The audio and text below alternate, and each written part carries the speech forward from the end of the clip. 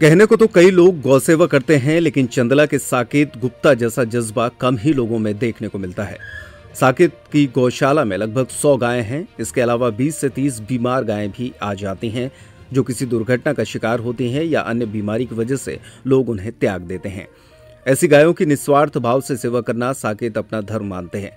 उनका कहना है कि अगर हर व्यक्ति सिर्फ अपने पान तंबाकू के खर्चे से ही कुछ कटौती करके उन्हें चारा भूसा उपलब्ध कराता जाए तो वे कभी इस स्थिति में नहीं आएंगी कि उन्हें किसी गौशाला की जरूरत पड़े। साकेत बताते हैं कि एक बार खजुराहो यात्रा के दौरान एक दुर्घटना में घायल गाय की तीमारदारी की। इलाज और नियमित खान पान से गाय अपने पैरों पर खड़ी हो गई, लेकिन पूर्णतः स्वस्थ नहीं हुई। तब वे उसे चित्रलेखा के गौ सेवा धाम वृंदावन छोड़कर आ गए, लेकिन इस घटना ने उन्हें गौवंश से प्रेम करना सिखा दिया।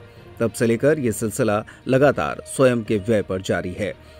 साकेत ने बताया कि तमाम गौशालाएं संचालित हैं जो कि सरकारी खर्चे पर हैं, लेकिन उनकी हालत दयनीय है। वहां उन्हें पर्याप्त खाने को भी नहीं मिलता। ऐसी स्थिति में उन्होंने कभी सरकार से आशा नहीं की कि सरकार उनकी मदद करे, और सरकार अपने आप सिर्फ काम देखकर कुछ नहीं करती। साकेत का कहना है कि राजा चाहे तो क्या नहीं कर सकता। साकेत कहते हैं कि प्रत्येक व्यक्ति को गाय पालना और उसकी सेवा करनी चाहिए, अन्यथा जो हालत आज गौवंश की है उसे देखकर लगता है कि आने वाली पीढ़ियां सिर्फ चित्रों में ही गाय को देख सकेंगी। लगभग अभी स्वस्थ गाय 50 से 100 गाय लगभग आ जाती हैं, और जो बीमार हैं लगभग 20 से 30, कभी 20 हो जाती है, कभी 30-40। जैसे एक्सीडेंटल केस आए, बीमार आए तो सभी आ जाते हैं।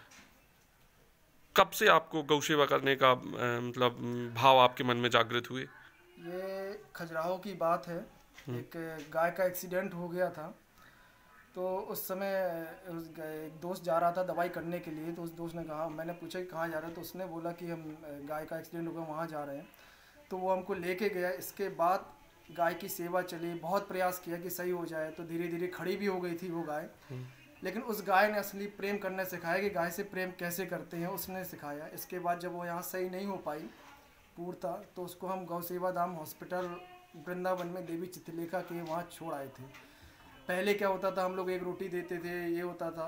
लेकिन जब उस गाय से लगा हुआ, उसने सिखाया कि क्या होता है। फिर धीरे धीरे चारा भूसा फिर सबकी व्यवस्था की गई, ऐसे चलता रहा ये। कभी उम्मीद करते हैं, लेकिन देखते हैं कि और भी गौशाला बहुत सारी खुली हुई हैं, सभी कहीं गाय नहीं है, कहीं कुछ नहीं है। तो इसलिए आशा करके भी हम क्या कर सकते हैं। हम ये देना चाहेंगे कि जिसको हम माता कहते हैं, कहने के लिए तो गौ माता है, लेकिन आज किसी का वो थोड़ा सा खा लेते तो हम उनको लठुरा के मारते हैं। हम ये चाहते हैं कि लोग आज दिन भर में लोग 10-20 रुपए का 30 रुपए का पान खा के थूक देंगे, लेकिन अगर उनसे थोड़ा सा सहयोग मांगा जाए तो कोई देने के लिए तैयार नहीं होगा।